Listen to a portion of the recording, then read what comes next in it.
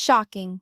The man who once preached family togetherness, trust, and faith is today standing in handcuffs, charged with swiping a jaw-dropping $2.5 million. The downfall of Kody Brown not only shook his family, but it shook an entire viewership who had watched him for more than 10 years.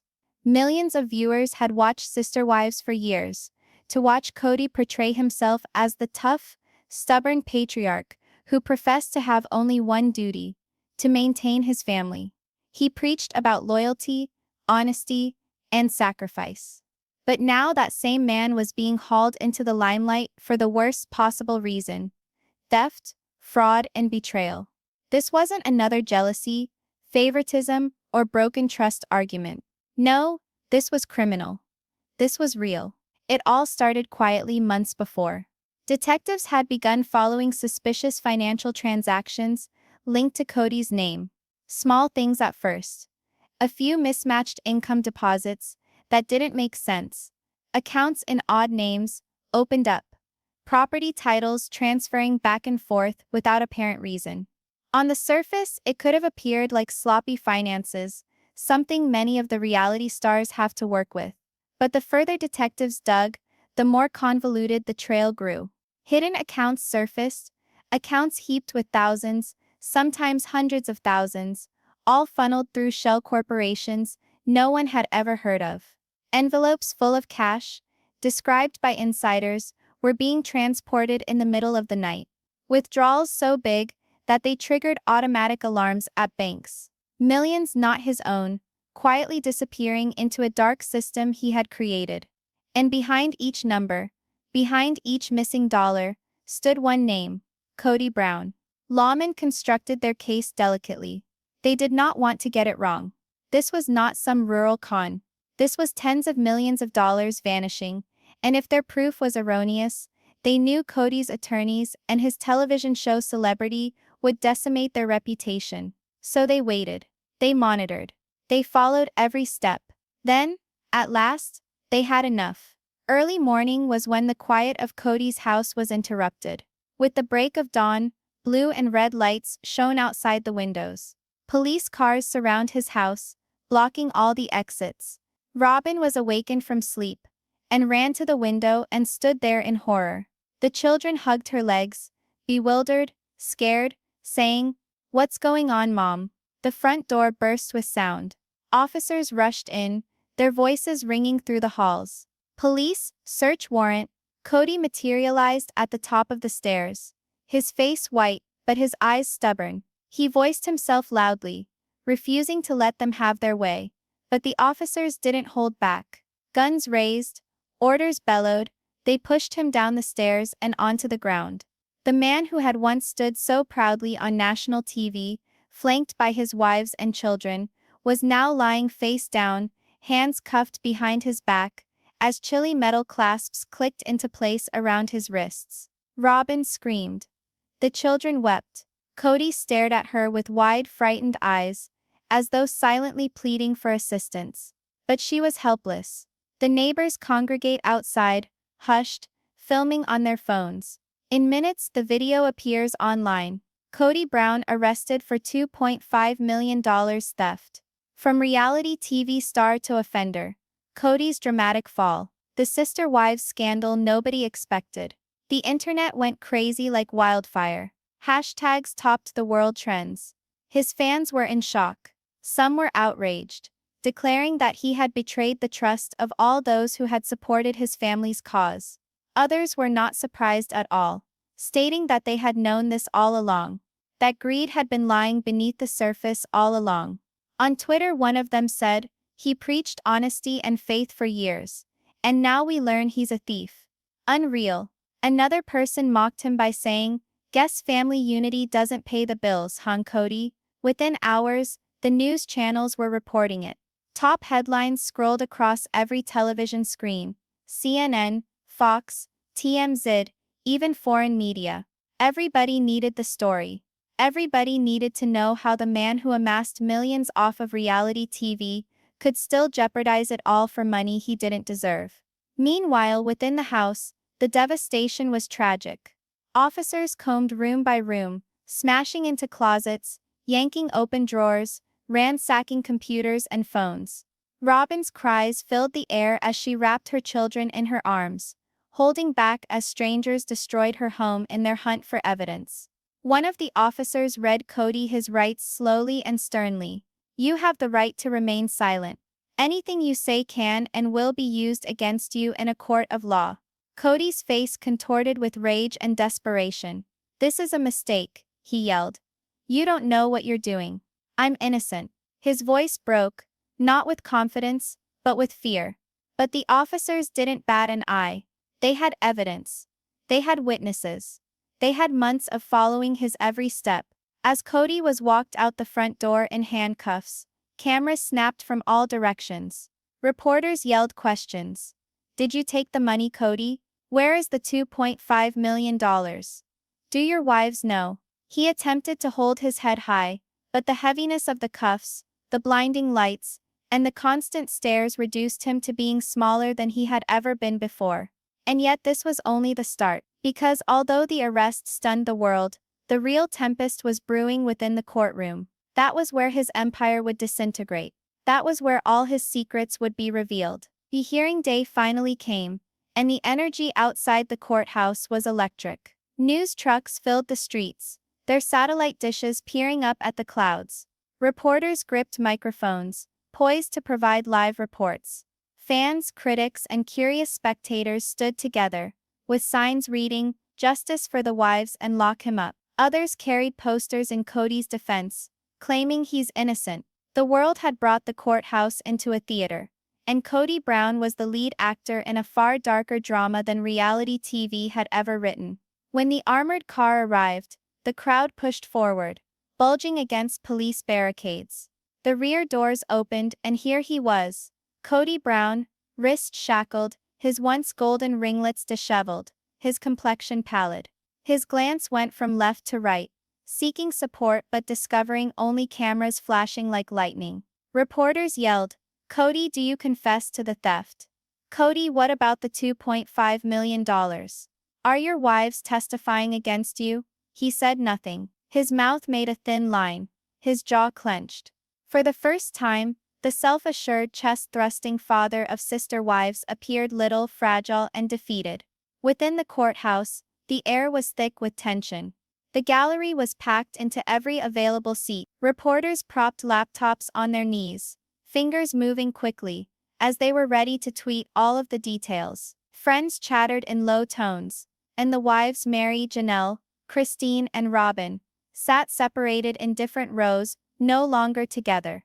In front sat the judge, unforgiving and inscrutable. To one side of the room stood the prosecuting team. Cut suits, stacks of documents as high as their heads, and an aura of confidence. To the other side, Kody sat next to his defense counsel. He hunched forward, his hands trembling a little, speaking quietly into his lawyer's ear.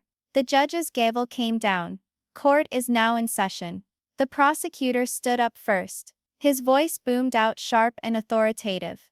Ladies and gentlemen of the jury, today you will witness a man who posed as a guardian, a father, a leader. But behind closed doors, he was something else. This case is not merely about pilfered money. It's about betrayal. It's about deception. And it's about $2.5 million that went missing under Kody Brown's supervision. He strode slowly in front of the jury, holding up papers, flipping through pictures, allowing each one to penetrate. We will demonstrate bank statements with enormous deposits into secret accounts. We will demonstrate properties bought in other people's names. We will even demonstrate video of the defendant himself, bags of pilfered money under his arms. Gasps spread around the courtroom. Fingers of reporters pounded away at their computers. The prosecutor's eyes narrowed at Kody. This isn't the guy you saw on TV. This isn't the family man he portrayed himself to be. This is a thief. And today, the truth will finally be revealed. The defense attorney rose, fidgeting with his tie. He attempted to sound cool, almost nonchalant. The prosecution will attempt to make my client out to be a mastermind of crime. But come on, does Kody Brown seem like a mastermind to you? He is a husband, a father, a man under incredible stress. These alleged secret accounts are misinterpretations. The video they say they have is circumstantial. And his wife's taking the stand, that's nothing but an angry family feud being turned into a criminal act. He placed a hand on Kody's shoulder. At the end of this trial, you'll see that Kody Brown is guilty of nothing more than being human. The room buzzed with divided opinions. Some nodded, buying into the defense's narrative. Others shook their heads, unconvinced. Then the evidence began. A huge screen illuminated at the front of the courtroom. Bank statements scrolled by on it. Rows and rows of digits. Transfers in the millions. Each time the prosecutor circled a dollar sign, the jury leaned in, their expressions taut.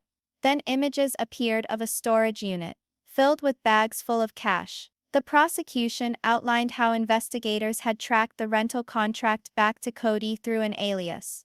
Then the records of property. 4 individual houses purchased in pseudonym names, yet all connected by a stream of signatures and papers tracing back to him. Kody fidgeted in his chair, droplets of perspiration appearing on his brow. His lawyer whispered desperately, but the evidence continued to come like waves pounding a man about to sink. The last display of the afternoon was the security video. The screen flashed, and there he was, Kody Brown in the middle of the night, lugging suitcases into a garage. He glanced over his shoulder nervously and vanished inside. The clock checked out with the night's money went missing from accounts. The gallery gasped. Someone yelled, "That's him." The judge hammered his gavel for silence. Kody's face turned red. He pounded his fist on the table. "That's not what it looks like," he bellowed. His attorney grabbed his sleeve, urging him to be silent, but the harm was done. The jury had witnessed desperation, they had witnessed fear, and they had witnessed him on tape. The prosecution smiled slightly, knowing they had landed a crushing blow. "Ladies and gentlemen," the prosecutor said, his voice calm but heavy, "you've now seen the truth with your own eyes." The judge recessed for the day, but the whispers didn't stop. The courtroom buzzed like a hive. Reporters rushed to file breaking stories. The headlines lit up the internet within minutes. Explosive evidence shows Kody Brown caught on camera. Courtroom chaos as Kody shouts at jury. Sister wives patriarch faces mountain of proof. Outside, the crowds argued passionately. Some maintained that Kody was innocent and a victim of fame and resentment. Others branded him a con man who had eventually been caught. Social media was merciless, with such hashtags trending globally as #Kody on trial and #Sister wives scandal. And still, everyone was aware. The most emotional portion of the trial hadn't yet begun, because soon, individually, the wives would testify. And when they did, the reality about Kody Brown would spill out in ways no one could prepare for. The storm had only just started. The courtroom was already electric with tension, but this was nothing compared to what was to come. Everyone knew this was the moment. The wives were going to take the stand. For years they had supported Kody Brown, creating a family that millions of viewers had tuned in to watch. But today, they were not his partners, not his supporters. Today they were witnesses. And their testimony had the power to break what little protection Kody had remaining. The judge summoned the first witness. The click of heels on courtroom flooring reverberated like thunder. Christine Brown, unfazed but resolute, walked to the witness stand. Her expression was serene, yet her eyes held decades of pain. She took the oath and sat, casting a fleeting glance at Kody. He shied away from her eyes. His lips pursed in a hard line. The prosecutor advanced. "Christine, you can inform the court what you noticed during the months prior to the inquiry." Christine's voice was firm. "I began to see things changing in Kody a while ago. He got fixated on money, constantly discussing investments, side ventures, and securing the future. But it wasn't the family anymore. It was control. He'd stay out late, return home with excuses. I'd ask him where the money was coming from. He'd just dismiss me. I knew something was not right." She looked at the jury, her gaze steady. "Kody would tell me family first. But I saw him evolve. Money was his family, and he didn't care what he was willing to sacrifice to maintain it." A murmur ran through the courtroom. Christine's words struck hard. She was always the wife who stood up for her children, who ultimately left Kody. And now her testimony painted him not as a husband who lost his way, but as a man of greed. Kody leaned over into his attorney, speaking in a furious whisper. His fists were clenched on the table, but he couldn't stem what came next. The judge summoned the next witness, Janelle Brown. Janelle strode confidently to the stand, head held high. She was always the pragmatic one, the one who managed the money, who thought rationally. If anyone knew what was really going on with the money, it was her. The prosecutor asked, Janelle, what was your experience with Kody's financial behavior? She interlaced her fingers and talked with accuracy. I did a lot of the family's finances. After a while, I realized huge withdrawals, money vanishing without a trace. When I told Kody, he laughed. He told me I was paranoid, but the figures didn't lie. I watched millions go in and out of accounts I had never seen before. I told him to his face, "This is dangerous. You're going to ruin everything." He dismissed me. Her voice grew harder. I used to love him. I trusted him. But I cannot stand here and explain away what he did. He knew precisely what he was doing. And now we're all suffering for his decisions. The jury leaned in, paying close attention. The gallery remained silent. Even the defense lawyer seemed taken aback. Janelle's testimony cut. It was believable. It was damning. Kody shook his head vigorously, mouthing not true. But nobody seemed to believe him anymore. Then Mary came. If Christine was the emotional one and Janelle was the logical one, Mary's testimony was pure heartbreak. She walked slowly to the stand, her face pale, her lips trembling. For years she had been Kody's first wife, the one who believed in his dream from the very beginning. And now here she was, testifying against the man she once thought she'd spend her life with. The prosecutor inquired softly, "Mary, how did Kody's behavior impact you personally?" Her voice broke. "I gave him everything. My trust, my loyalty, my faith. I believed in him when no one else did. But now I see that he was lying to all of us. He wasn't keeping this family safe. He was killing it. He stole money, not from banks or accounts. He stole years of my life. He stole our future. He stole our peace." Tears streamed down her face as she faced Kody. "You broke my trust. You broke all of our trusts. And I don't even know who you are anymore." The courtroom fell silent, but for Mary's tremulous breaths, the judge even stopped mid-sentence, allowing her a moment to regain herself. Online watchers later said they had never witnessed such raw emotion from her. Hashtags such as #Mary Speaks Out trended immediately. And lastly, it was Robyn's turn. Robyn had always been Kody's closest ally, the one who stood up for him even when everybody else had walked away. Everybody assumed she would stand by him now. But as she trudged to the witness stand, her shoulders slumped and her face smeared with tears. It was apparent something had altered. The prosecutor's voice softened. "Robyn, were you aware of Kody's business transactions?" She shook her head slowly, crying, "No, I didn't know. I thought he was doing it for us.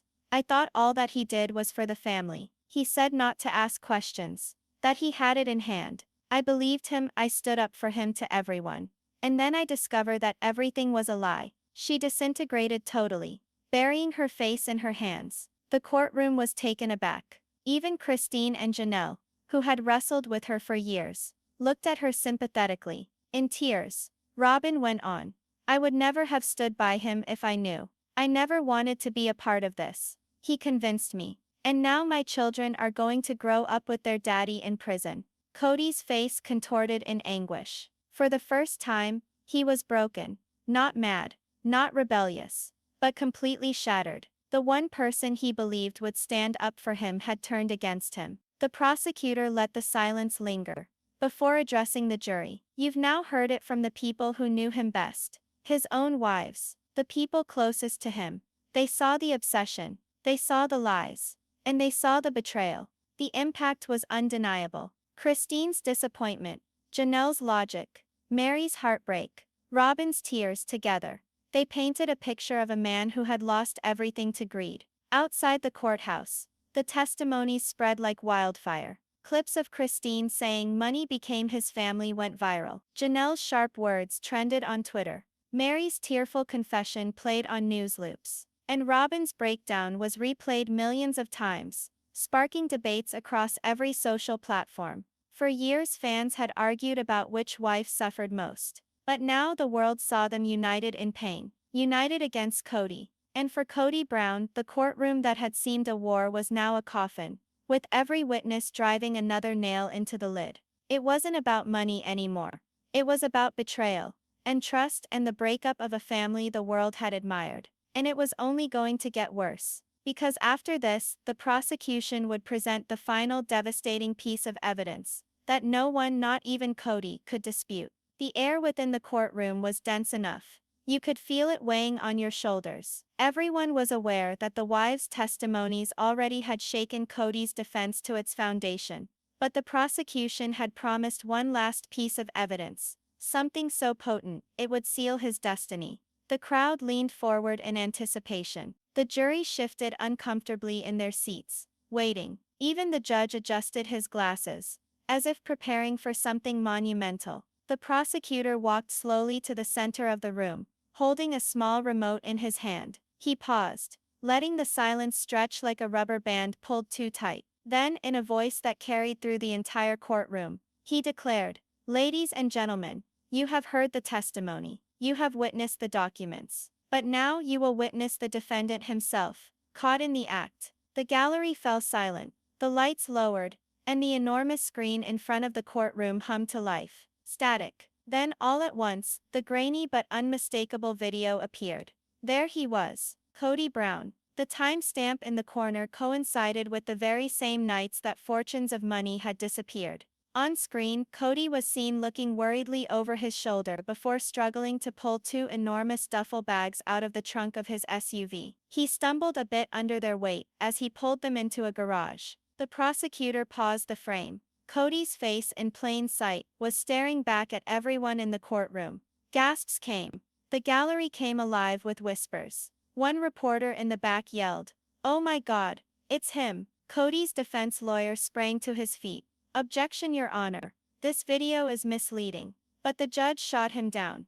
Overruled. The jury will view the evidence. The prosecutor played it again. Clip after clip revealed Kody performing the same ritual over and over and over. Night after night, bag after bag, money going into the darkness. The prosecutor's voice boomed. "This is not hearsay. This is not guesswork. This is your defendant, caught red-handed. No excuses. No misadventures. Just theft. Pure and simple." The camera cut to the jury. Their faces went white, their eyes large. It was one thing to hear the accusations. It was another to see it all on tape. Kody, seated in the defense table, lost his temper. His face reddened, and his fists crashed onto the wood top with a crack. "This is a setup," he yelled, his voice resounding within the room. "They're framing me. I'm not guilty. This is lies." The judge's gavel came down with a bang. "Mr. Brown, calm yourself or else I will hold you in contempt." But Kody wasn't listening. He rose to his feet,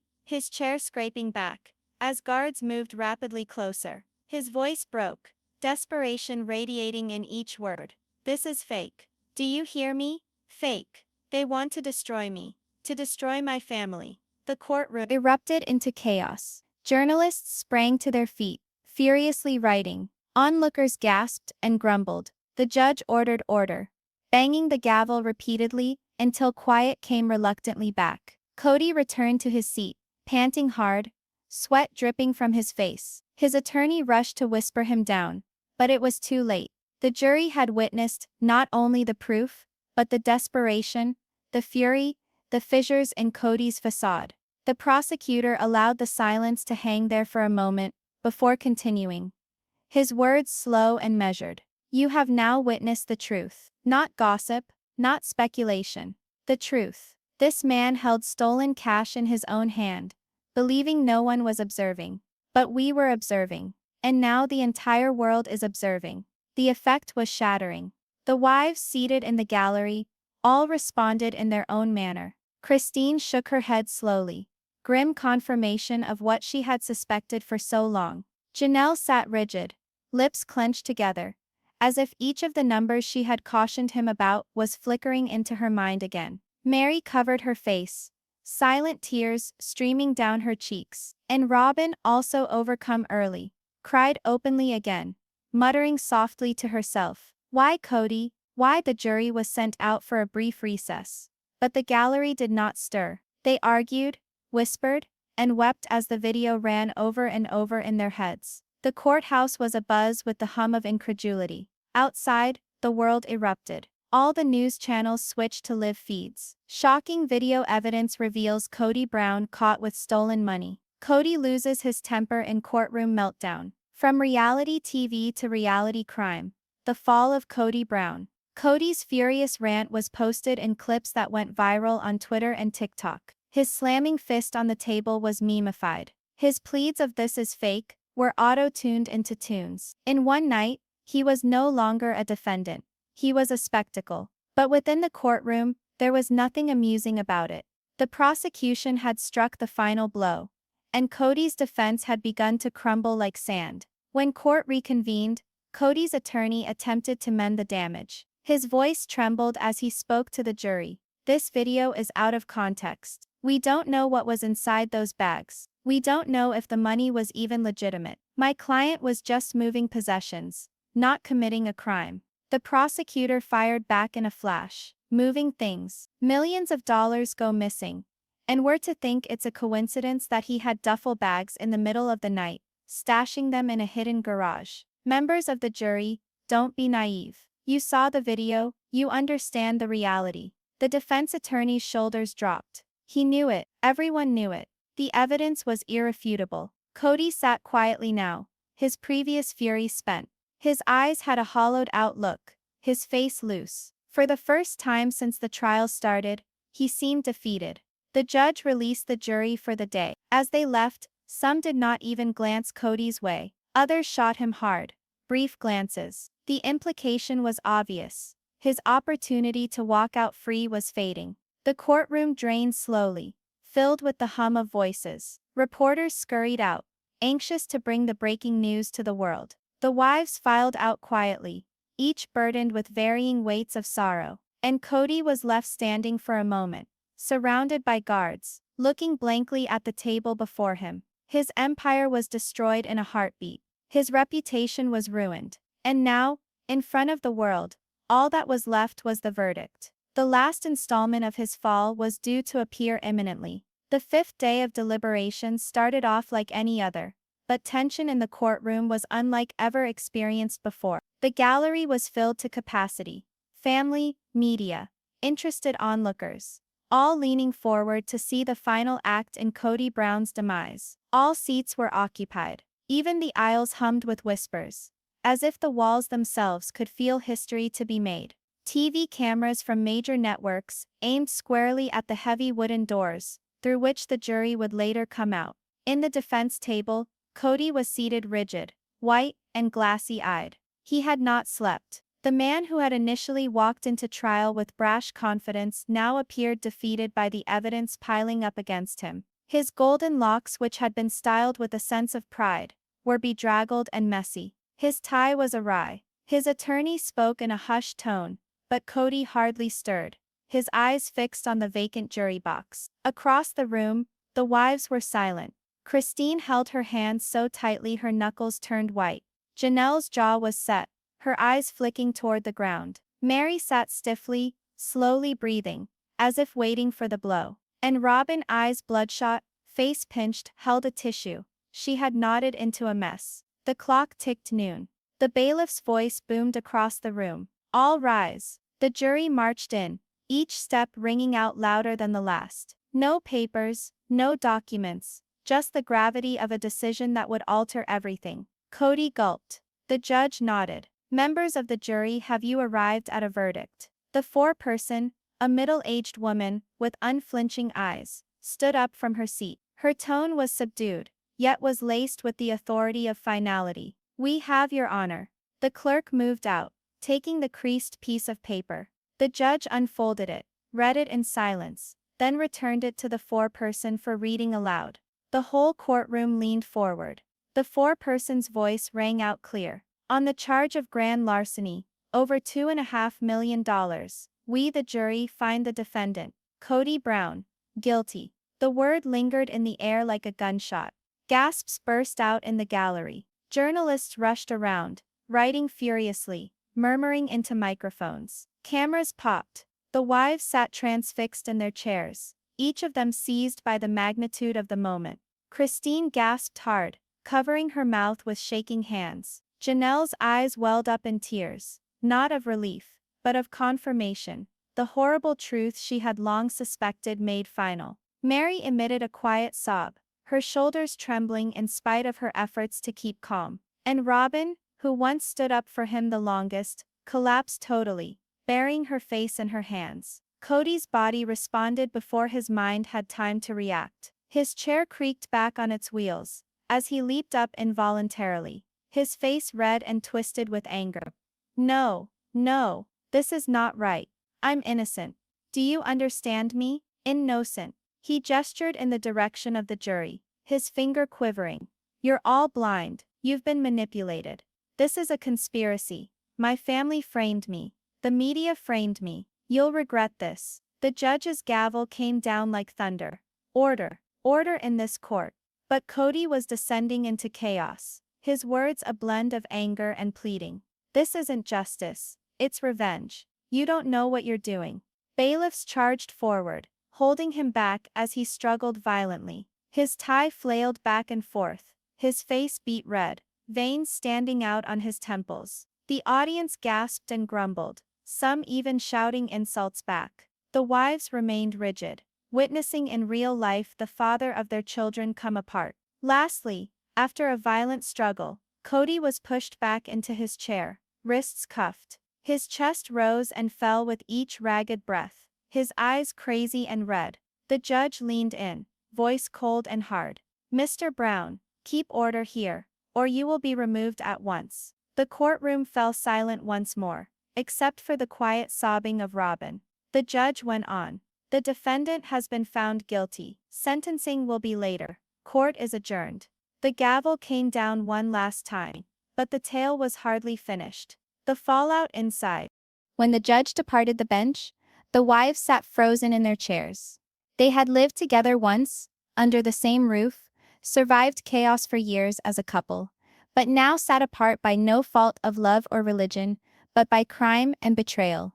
Christine spoke in a soft whisper. It's finally over. Janelle nodded, her tears brimming. But at what cost? Mary sat silent.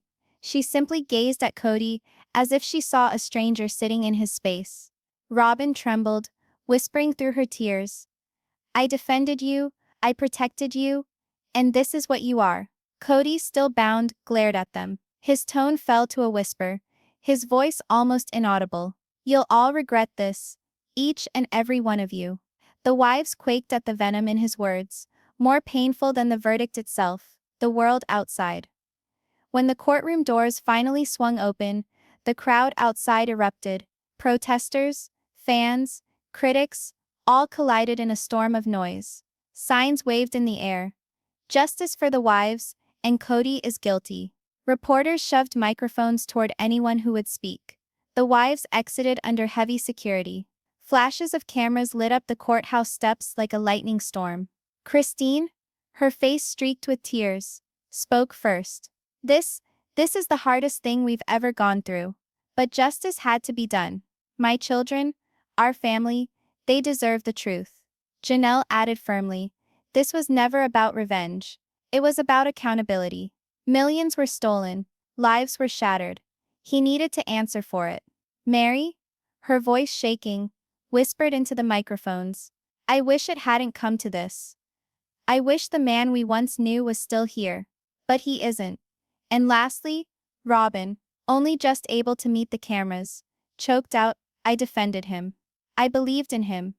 And now, I don't even know who he is anymore. The world gorged on it. Headlines filled every channel. Kody Brown found guilty in $2.50 million theft case. From reality star to convicted criminal, the sister wives break their silence. Excerpts of the verdict spread like wildfire in mere minutes.